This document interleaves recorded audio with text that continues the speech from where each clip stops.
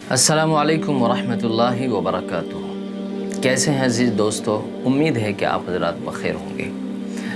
آج کی اس ویڈیو میں ہم اپنے تمام نوجوانوں کو ایک اہم پیغام دینا چاہتے ہیں۔ اہم پیغام یہ ہے کہ ایک مسلمان کے لیے معمول سے زیادہ فارغ وقت میسر آ جانا یہ اللہ کی طرف سے ایک بہت بڑی عنایت ہے۔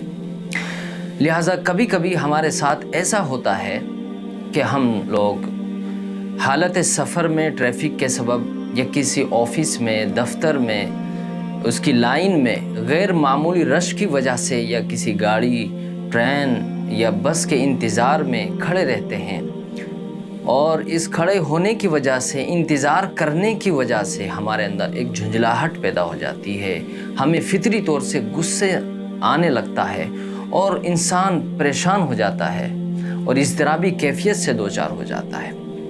لیکن آپ لوگ جانتے ہیں کہ اگر ہم اس خالی وقت کو تلاوت قرآن کریم میں گزاریں، اس خالی وقت میں ہم لوگ ذکر و اذکار کرنے لگے، یعنی سبحان اللہ، الحمدللہ، اللہ اکبر، لا الہ الا اللہ، یا سبحان اللہ و بحمدہ سبحان اللہ العظیم، یہ تسبیحات پڑھنا شروع کر دیں، یا اللہ اللہ دل میں پڑھتے رہیں، زبان سے پڑھتے رہیں، یہ اللہ کی جو بنائی ہوئی یہ ساری کائنات ہے، اس میں غور و فکر کریں کہ یہ پوری کائنات اللہ نے کس طرح اپنی قدرت سے بنائی ہے، یہ اللہ کی قدرت کا شاہکار ہے۔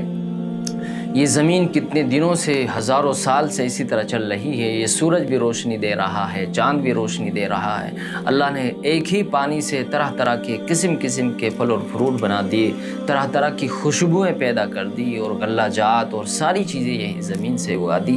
تو اس طریقے سے ہم اللہ کی کائنات میں غور کریں، یہ ہمارے پاس کوئی بک ہو، کوئی کتاب ہو دینی یا اپنی کسی بھی چیز کی، تو ہم اس کو پڑھنا شروع کر دیں۔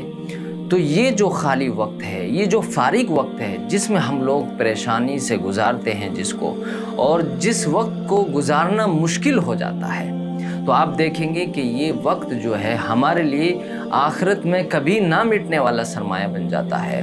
اور دوسرا یہ کہ یہ انتظار زحمت نہیں بلکہ رحمت محسوس ہوگا۔ تو اس لیے میں آپ تمام حضرات سے گزارش کرتا ہوں کہ کبھی بھی اس طرح کی کوئی کیفیت ہمارے سامنے پیش آئے تو ہمیں اس طریقے سے اپنے اس خالی اور فارغ وقت کو قیمتی بنا لینا چاہیے۔ امید ہے کہ انشاءاللہ یہ بات آپ حضرات کو پسند آئے گی اور اس پر انشاءاللہ عمل شروع کر دیں گے۔ اللہ تعالی عمل کی توفیق عطا فرمائے۔ السلام علیکم ورحمۃ اللہ وبرکاتہ۔